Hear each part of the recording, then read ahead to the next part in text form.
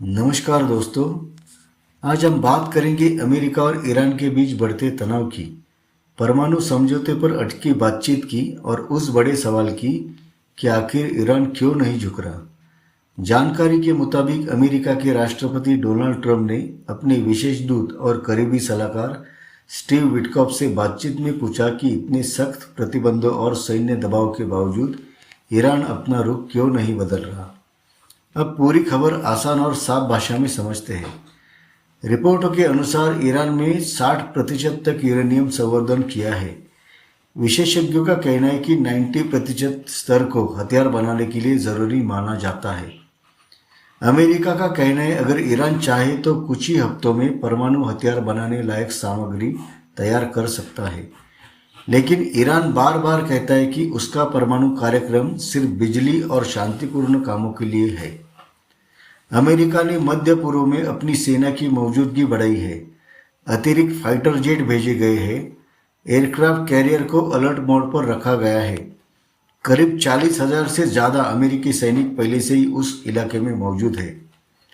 America का कहना है कि ये कदम सिर्फ चेतावनी के तौर पर है ताकि ईरान कोई आक्रामक कदम ना उठाए।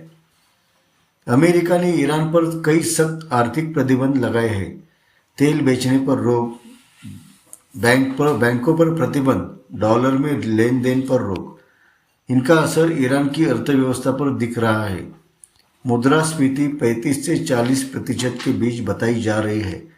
ईरानी मुद्रा रियाल की कीमत भी काफ़ी गिर चुकी है, लेकिन इन सब के बावजूद ईरान झुका नहीं। अमेरिका की डेमोक्रेटिक पार्टी के कई नेताओं का कहना है कि सिर्फ दबाव और सेना से समस्या का हल नहीं होगा।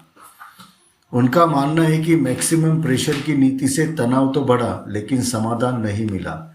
वे चाहते हैं कि फिर से बातचीत शुरू हो, दूसरे देशों को भी साथ लेकर समझौते की कोशिश हो और कूटनीति को प्राथमिकता दी जाए।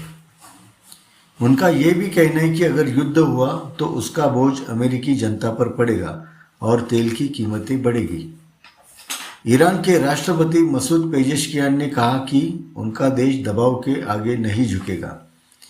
विश्लेषकों के अनुसार ईरान की रणनीति साफ है, पहले प्रतिबंधों में राहत, फिर परमाणु कार्यक्रम पर बात, अपने क्षेत्रीय प्रभाव को बनाए रखना और देश के अंदर सख्त रुख दिखाना। सूत्रों का कहना है कि आने वाले 10 से 15 दिन बहुत महत्वपूर्ण हो सकते हैं। अगर इस दौरान कोई समझौता नहीं हुआ तो अमेरिका दूसरे विकल्पों पर विचार कर सकता है।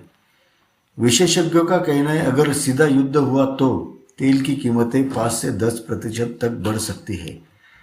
हार्मुज जलडमरू मध्य में तनाव से दुनिया भर के तेल की सप्लाई प्रभावित होगी और वैश्विक बाजारों में अस्थिरता आने के संकेत है। तो सबसे बड़ा सवाल, ईरान क्यों नहीं झुक रहा? तो विशेषज्ञों के मुताबिक कारण ये हो सकते हैं: ईरान के राष्ट्रीय सम्मान का मुद्दा, रणनीतिक संतुलन बनाए रखना, प्रतिबंधों के बावजूद दूसरे देशों से व्यापार और ये भरोसा कि अमेरिका भी खुला युद्ध नहीं चाहता।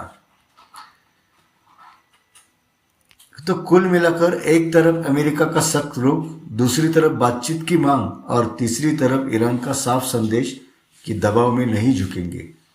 अब पूरी दुनिया की नज़र आने वाले दिनों पर रहेगी। क्या समझौता होगा? क्या तनाव और बढ़ेगा? और आने वाला समय ही इसका जवाब दे पाएगा।